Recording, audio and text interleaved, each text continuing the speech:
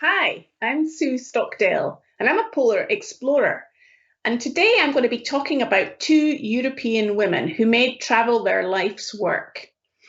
Now, we're recording this when I'm actually on board Viking Star, so if you have any comments or questions, I'll be happy to answer them virtually later, so please do follow up with us. Now, as I'm an explorer, and I've become an explorer because I went to the magnetic North Pole in 1996 and became the first British woman to do so. And then I've written about my experiences as well. And I know that these stories inspire other people. And today's two women that I'm going to be talking about are really the pioneers of travel who got into doing exactly the same. And I think it's really important to acknowledge where they started. One is an Austrian, Ida Pfeiffer, and the other was an Englishwoman, Isabella Bird. So to Ida first. Ida, I believe, was the first European woman to make travelling her life's work, and she only began to do so at age 46. Now, Ida was born in Vienna, Austria in 1797 as Ida Rare. Now, she was born into a family with 6 brothers, and she was effectively treated as a boy by her father. So as a young girl, she wore boys' clothes, she received the same education as they did, and she was also encouraged to participate in strenuous outdoor activities, which helped her to develop physical strength and a strong will, which may have sometimes bordered on stubbornness. And that's perhaps an example of when a strength overplayed can sometimes become a weakness. Now, when she was 9 years old, Ida's father died, sadly, and at home in Vienna, her mother saw that this was an opportunity now for her to influence her daughter's upbringing. She was encouraged to take part in activities and wear clothes more suitable of a young lady of her time. She took piano lessons and she began to wear dresses. Now, at that time, Ida was educated at home by a private tutor. And at age 17, she fell in love with her tutor and he with her. Now, they wanted to marry, but Ida's mother forbade it. She wanted to have a better match for her daughter. So 5 years later, in 1819, when Ida was 22 years old, she married Dr. Pfeiffer. Now, he was a widower, much older than Ida, and was a lawyer in the Austrian government, and they had 2 sons together. Now then, there was an unexpected turn of events. Ida's husband became what would be known today as a whistleblower, and he ended up losing his government position because he spoke out against some corrupt officials. Now, those officials made it known in the circles that they frequented that her husband couldn't get any other sort of employment. So at that point, it fell to Ida to come up with some ideas to bring in revenue to the household. She decided to provide music and drawing lessons as a way of earning money. But the amount that she earned didn't really meet their needs, and so she had to turn to her brothers for help to finance her 2 sons' schooling. Now, Ida's mother died a number of years later in 1831 and left her a small inheritance. So there was just enough money for living expenses and the boys' education, and those were the priorities for Ida. Sadly, 15 years later, after Ida and her husband were married, in 1835 they separated. And 7 years later, both sons were now grown up and they owned homes themselves. Ida felt that she was now free of family obligations. So she decided to travel. She was now 45 years old. Now, in those days, just to give you context here, exploring and travel was not the norm, and it certainly wasn't the norm for women. In fact, in 1842, think about the Antarctic explorer, James Clark Ross. He had only reached the furthest south point of 78 degrees south.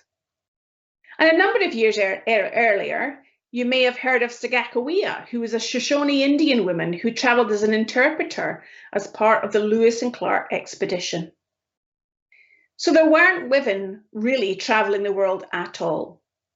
It was normally only a reason to be going on a pilgrimage or for some religious reason that it was deemed okay for women to travel. Most of Ida's friends were shocked when she told them that she would want to travel alone because she felt now she was mature and self-reliant and having been resourceful in bringing up her sons on very little income. So she viewed herself as being able to cope with this type of situation. Ida decided to visit the Holy Land and described it to her friends as a pilgrimage. Nevertheless, she made out her last will and testament before proceeding on her journey. So from Austria, she sailed down the Danube River to the Black Sea, then visited Constantinople, which of course we now know is Istanbul, and on to Jerusalem and then to Cairo. She visited the pyramids at Giza and the Sphinx, and she learned to ride a dromedary camel there. From there, she went on to the Isthmus of Suez, where it was only going to be 17 years later that the French would begin to build the Suez Canal. And from there, Ida took a boat and took the return trip home via Italy. And by now, she could hardly wait for her next trip. Throughout all of this journey, Ida had kept a diary, which she read to her friends when she returned back to Austria. And they suggested that she turned it into a book. And so she published her first book, A Visit to the Holy Land, Egypt and Italy. And she used the money from these book sales to finance her next trip to Iceland. And this was to become a pattern of how she participated in future trips, writing about them, using the funds to then support her next adventure, which isn't too different from the way that many expeditions and explorers are really funded these days by people talking and writing about their experiences. The next place that Ida decided to visit was to head to Iceland. Now, these days, of course, we can travel in virtual luxury, of course, to visit Iceland. But in 1845, it was quite a different matter completely. It was a major expedition. And any Europeans that travelled there generally could afford servants and a few luxuries. Ida was a bit like a student on a gap year. She travelled alone and on a very tight budget. When she got to Iceland, she made her way around on pony carts and lived like the Icelanders. But she did think the people were a little bit crude, their homes were dirty and their meals were boring. Generally, they were composed of porridge and fish, which does sound a little bit of an interesting menu. However, after being away for 6 months, travelling, she returned home and then published her second book based on her diary entries. This time it was called A Journey to Iceland and Travels in Sweden and Norway, where she spent some time as well. During all of that, she brought back samples of plants and rocks that she had collected, and she then sold them to museums. And with the money that she raised from this, she set her sights even higher. And this time she was planning to travel around the world. Now in 1846, this was something that was going to be quite different for anybody to do. And again, to give us context about what was actually happening in 1846, the first postage stamp was only published in 1840. Of course, the California gold rush began in 1848. And the first railway opened to public traffic between Scotland and England in 1846 as well. And it was even the year that the safety pin was invented. This was the year that Ida decided to sail for Rio de Janeiro on a Danish ship. Now, while other travellers before her that were also heading to Brazil raved about Rio and its beauty and its magnificence, Ida was disgusted again by its filth and poverty. Now, in 1846, this was a type of ship that you can see that she would be sailing in. And while other travellers were, again, enjoying Rio, and she didn't particularly like it, as I mentioned, she decided to head off elsewhere and hired a guide to go into the rainforest and investigate the Puri Indians. Now, this was quite a different experience for Ida. She found the beauty of the rainforest enchanting. And she quoted in her book, "It seemed to me I was taking a ride in fairyland."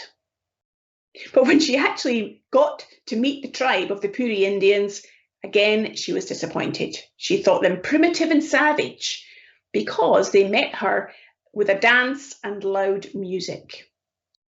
Now, Ida, perhaps because of the fear of the unknown, she tended to judge things critically that were different to what her experience was. And she viewed that her being a European and a Christian, that she was superior somehow to these people. And I have seen, certainly sometimes, any of us can be judgmental about others when we see that they're different to us and in some way unfamiliar. Well, from South America, Ida continued to sail. She went round Cape Horn and began to sail across the Pacific Ocean towards China.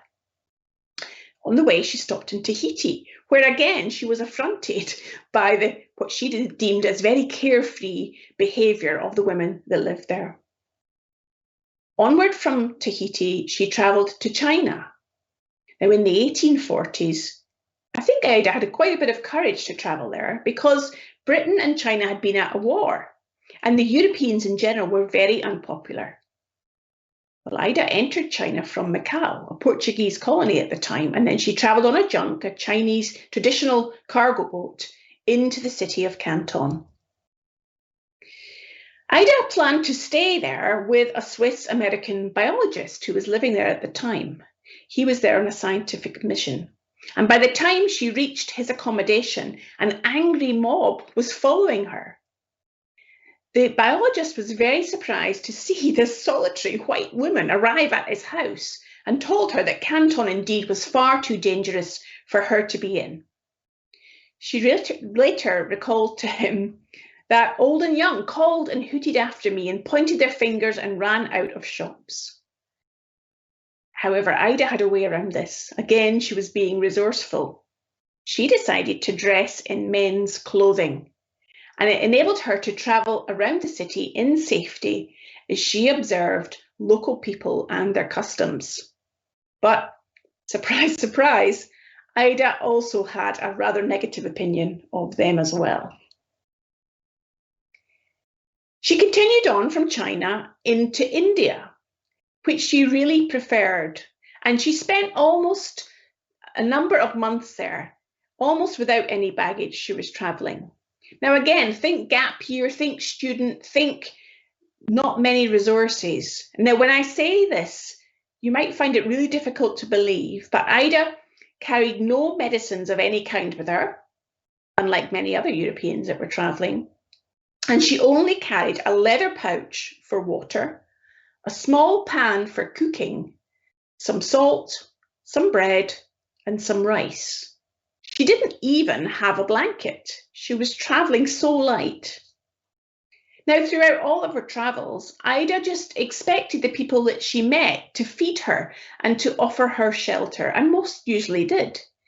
And because she got really used to that, on the rare occasion when that didn't happen and she wasn't offered hospitality, Ida was offended. But it does seem like she was very resourceful. After India, Ida continued on to Baghdad and then joined a camel caravan for a 300-mile journey across the desert to the city of Mosul and then on to Tabriz in northern Persia, which we now know as Iran. Now, the British consul who was stationed in Tabriz was amazed to see her. He didn't think it was possible for a woman to travel in that part of the world without even knowing any of the local languages. But she did.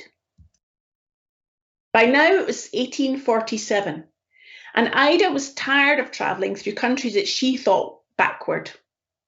So she happily joined another camel caravan, this time going towards Russia, and she was looking forward to seeing Christian folk again.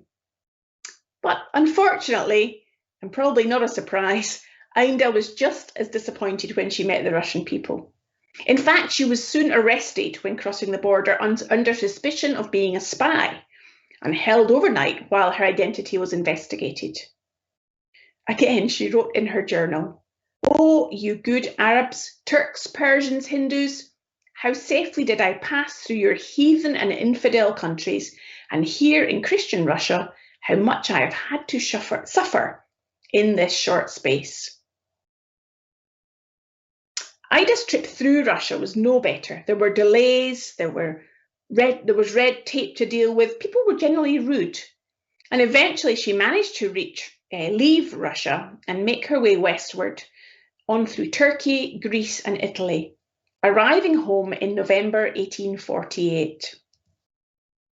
By now, Ida had been away for 19 months and had travelled some 35,000 miles by sea and 2,800 miles by land. That's quite a remarkable achievement in the mid-1800s, on your own as a woman. Ida wrote up her diaries and created a book, A Woman's Journey Round the World, which was the first of her books to be translated into English. And this was the book that really made Ida Pfeiffer famous. So much so that in 1851, Ida received many invitations from Europeans stationed all over the world, as well as offers for free transportation from railroad and steamship companies. In fact, the media exposure, if you like, that she got from her books then onwards enabled her to get sponsorship for all of her travels. By now, Ida was 54 years old, and this time her next adventure, she planned to sail from London, round via Cape Town and then across east towards Singapore, intending to take a ship to Australia. However, in Singapore, she changed her plans and decided to head for Sarawak, a territory on the north coast of Borneo. Now, this was to begin the true exploring phase of her travelling career. Borneo at that time was one of the least known places in the world, and it was only since 1842 that any Europeans, let alone women, had begun to visit. Ida spent 6 months in Borneo, travelling through almost impenetrable rainforest. Ignoring her advisors again, with that stubbornness that she had, she visited the Dayak tribe, known for practicing ritual headhunting, and were thought by the Europeans to be savage and fierce. Surprisingly, though, Ida liked and even admired the Dayaks. She said, "I should like to have passed a longer time among the free Dayaks, as I found them without exception honest, good-natured, and modest in their behaviour. I should have be inclined to place them in these respects above any of the races I have ever known." So clearly she was now getting a real sense of different cultures from different countries and forming a view of perhaps those people that she preferred to get on with. From Borneo, Ida continued to travel in Indonesia and visited Sumatra. Again, she just ignored advice from those around her that knew something about the local area, and she set out to visit now the Batak tribe that were known to be cannibals, and they had never allowed any European into their territory before. Well, the Batak, they treated Ida as a curiosity and passed her from tribe to tribe. Now, she was much less at ease with the Batak than she had been with the last tribe, especially after they made a gesture that they wanted to kill her and eat her. Ida was really frightened, but she made a joke. She said in broken Batak, "Well, I'm too old and tough to make good eating." And that amused them enough that they let her go for the time being. She eventually made her escape unharmed, and she was actually ended up being the first European person to report on the Batak way of life. Tired and ill after all of these hardships in Indonesia, Ida then sailed on to San Francisco and then visited the Andes in South America. And then she returned home after a 4-year absence. And her next book, A Lady's Second Journey Around the World, was a bestseller. Ida was even elected to the geographical societies, I should say, of Berlin and Paris. But the Royal Geographical of Great Britain refused to admit her because she was a woman. Ida's final adventure was to Madagascar, off the coast of Africa, again against the advice of her friends. She did certainly seem to be very headstrong at times. Ida ended up becoming only one of seven Europeans who were on the island, and they became a prisoner of Queen Ranavalona. And Ida had to play the piano to amuse the Queen. The other Europeans dreamed up a plot to overthrow the Queen, and Pfeiffer unwisely got involved. Well, the Queen discovered the plot and threw them all into prison, and she fully expected to be killed. Eventually, all of the Europeans were ordered to leave the island, and on the journey back towards Austria, Ida became ill with a tropical disease from which she never recovered. When she arrived back in Vienna, she didn't regain any sort of health, only to die in 1858, aged 61. Now that's a remarkable period of time that Ida used for world travel. Just think about it, between the ages of 45 and 61, 16 years of world travel. And perhaps her stubbornness and self-reliance served her well on many of those trips. And she really was the pioneer of independent travel for women. But of course, it was perhaps to contribute to her death, that stubbornness, when she constantly ignored the advice of her friends. There's another woman as well from a similar time period that I also really admire in terms of what she brought to our learning about travel. Isabella Bird.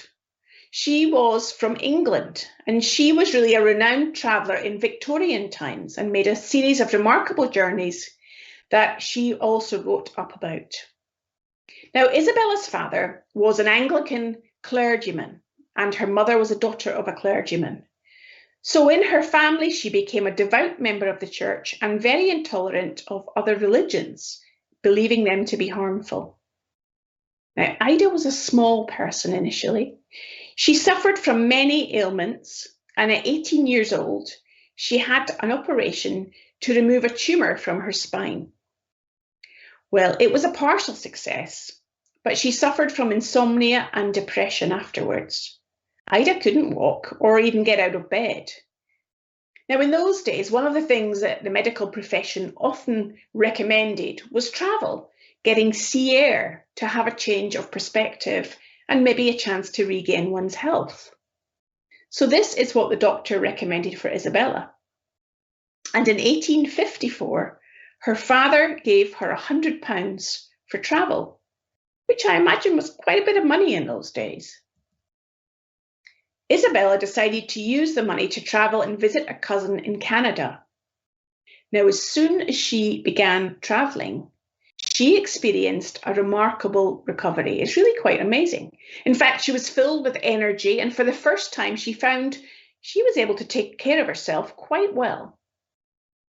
After leaving her cousin in Canada, she then set out on a 3-month tour, taking in Montreal, Toronto, Chicago, and New England, traveling by train and stagecoach. A little bit like Ida, Isabella had been writing to her sister about her experiences, and on her return, she used those letters as the basis for her first book, The English Woman in America, which was published in 1856, just 5 years after Ida Pfeiffer's book, A Journey Around the World. Now, this trip had really improved Isabella's health, but once she got home to England, she grew weak and ill again.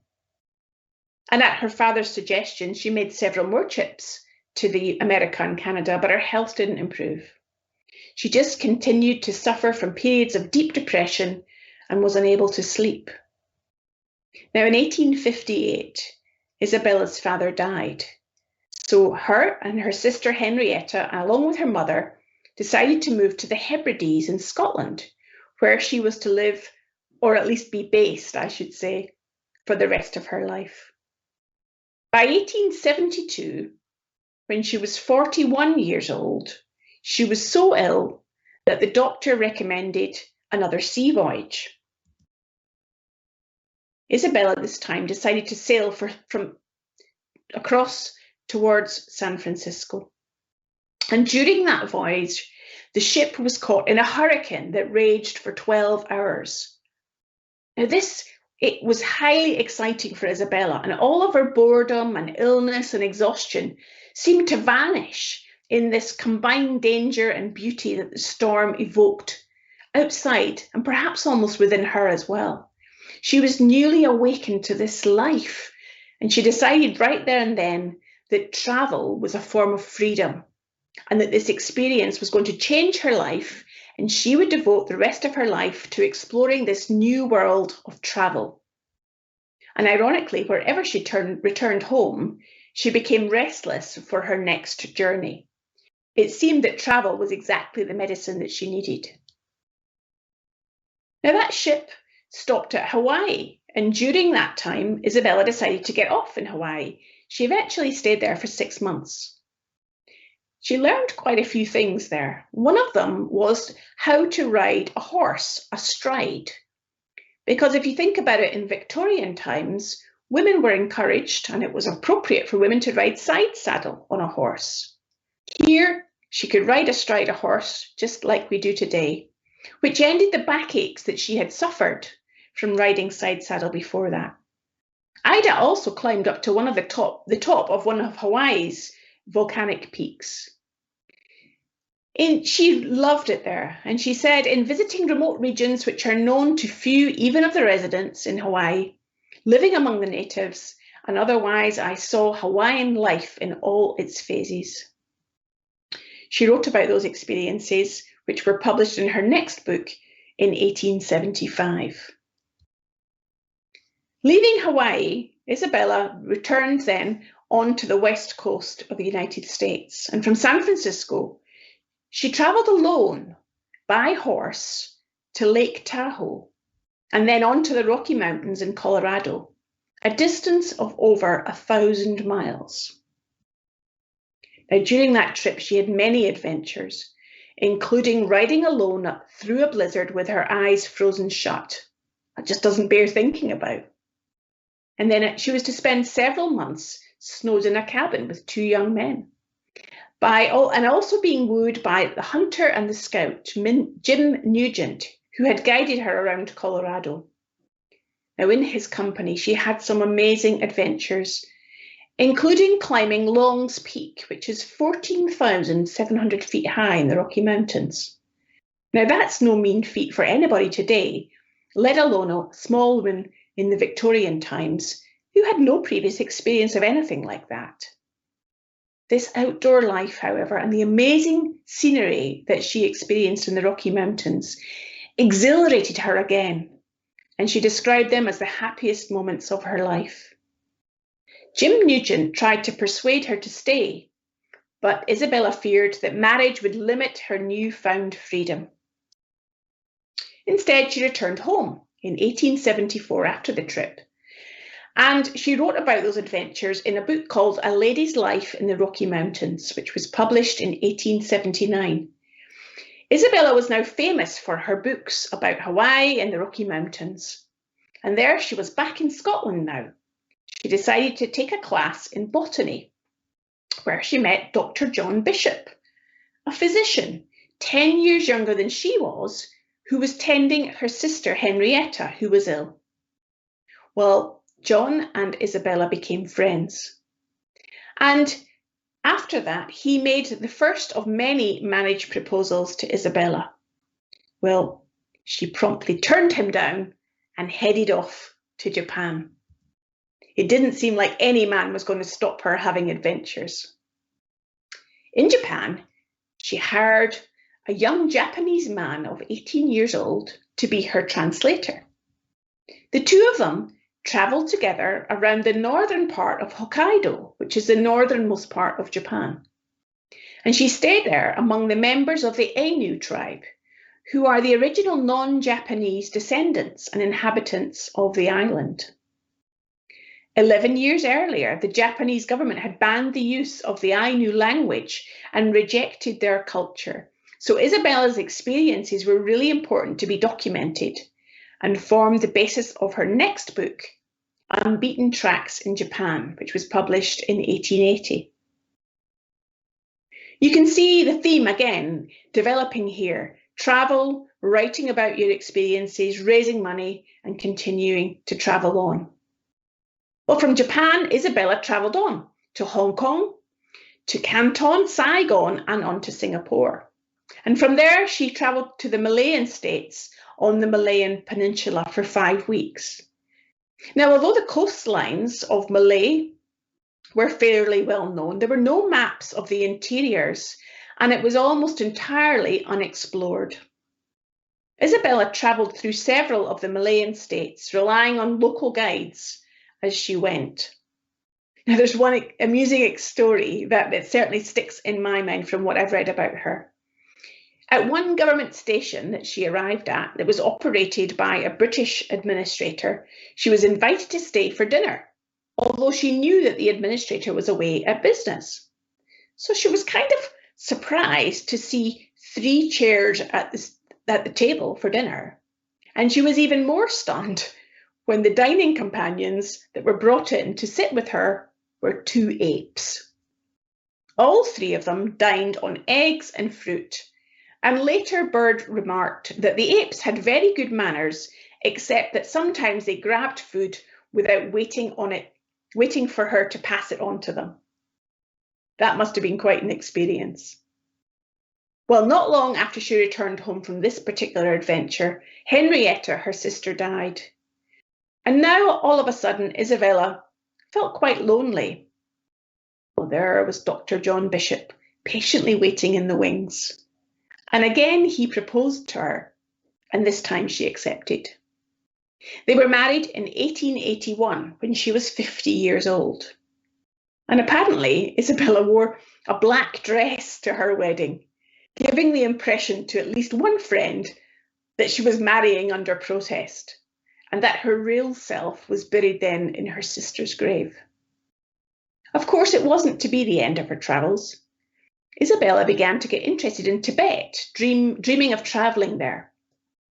And at this point again, perhaps unsurprisingly, she became ill again and had a second operation on her spine. 5 years after they were married, sadly, John Bishop died.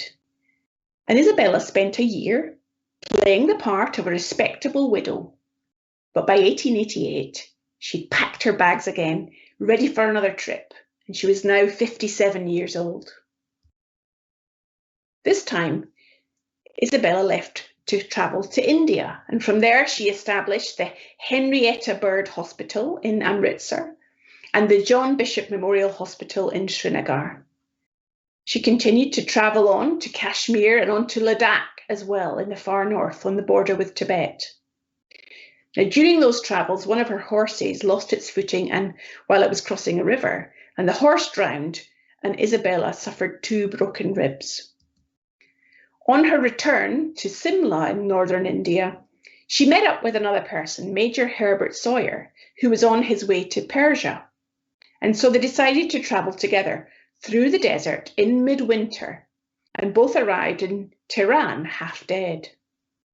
After depositing the Major at his new duty station, Bird set out alone and spent the next 6 months travelling at the head of her own camel caravan through northern Iran, Kurdistan and Turkey.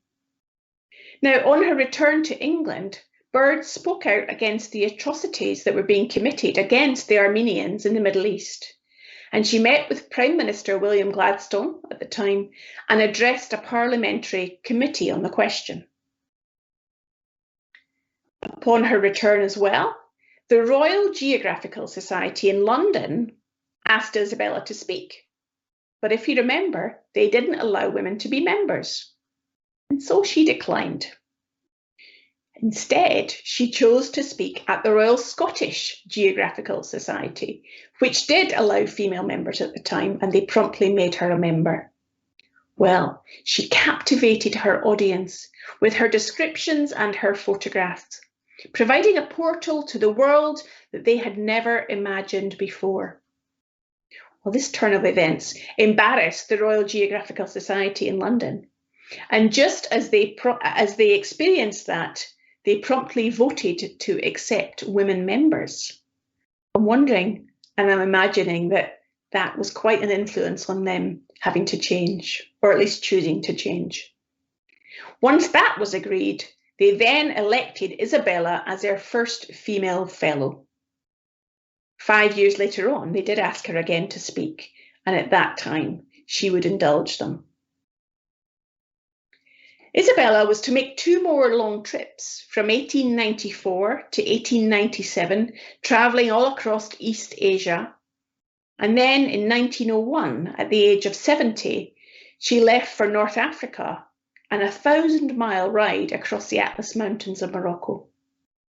On her return, she became ill and died in Edinburgh in Scotland on October the 7th, 1904, aged 73 years old.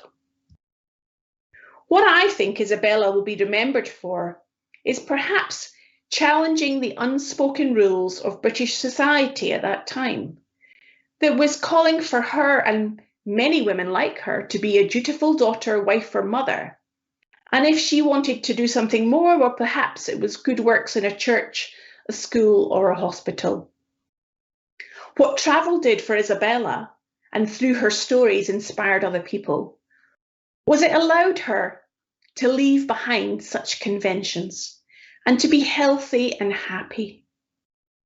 She once described how when in Singapore, being offered a chance to visit Malaya, and she said, "I was only allowed 5 minutes for a decision, but I had no difficulty making up my mind when an escape from civilization is possible."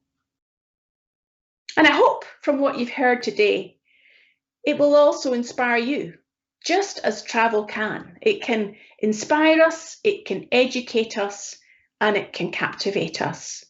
And those stories of these 2 women, remarkable women of their time, who dared to go out and explore the world and bring their stories back for the rest of everybody else to hear, for me is really what travel is about. And I hope that you can enjoy this on your travels, and that when I see you next on another Viking ship, we can enjoy some more adventures together. Thank you.